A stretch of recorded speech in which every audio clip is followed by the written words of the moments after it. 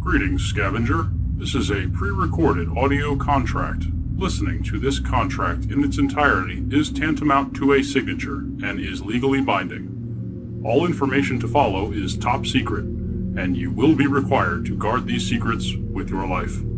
From here forward, you will be closely monitored, and any breach of the contract will result in a grabber being immediately dispatched to your location. Thank you for your understanding. I made a community poll asking what people thought of the Railgun system. It seems like most of us have a lot of free time and not very many friends. For the people who picked D, though, I am very sorry, but you already signed the contract. Since it seems like most people dislike the multiplayer requirement more than the waiting, I'll start with that. It's actually possible to assemble it with only 2 players, or with 1 player. Thank you to Superbrain for showing me these exploits, and to my knowledge for discovering the solo Railgun exploit. But first, I'll show you the 2-player method just for context. In the Forever Winter, you are prevented from equipping more than 1 Railgun part while in the innards, but not while in a raid. So, if 2 players take 2 different Railgun parts into a raid, 1 player can drop their part, the other player can pick it up, and then when you extract, the first player equips whichever part the other player doesn't have. Then you enter another raid, and you assemble the full Railgun.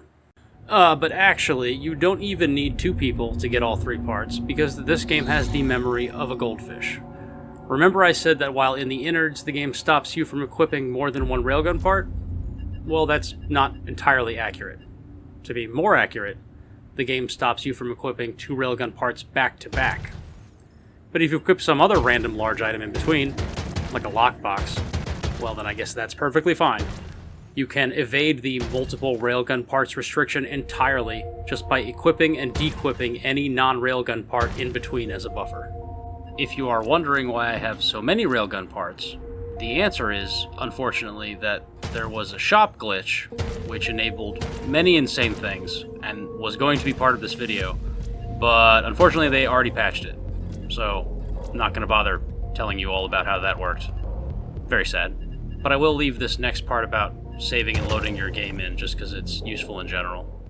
I'm going to explain how you make a copy of your save file and then load it, because this exploit is both very powerful and kind of confusing.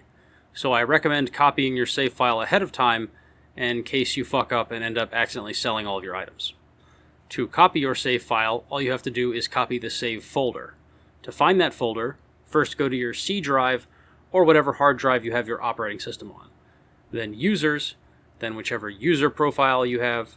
Now click on the App Data folder. If you can't see the App Data folder, that's because it's hidden. Click View in the top middle, and then Show, and then Hidden Items. Once you get into the App Data folder, click on Local, then Forever Winter, one word, no the. Now you can either copy the entire saved folder if you want your rig presets and configuration settings, or you can just copy the Save Games folder if you only want to save your inventory and character progression. Then if you want to load that file, simply replace whichever folder with the copy that you set aside.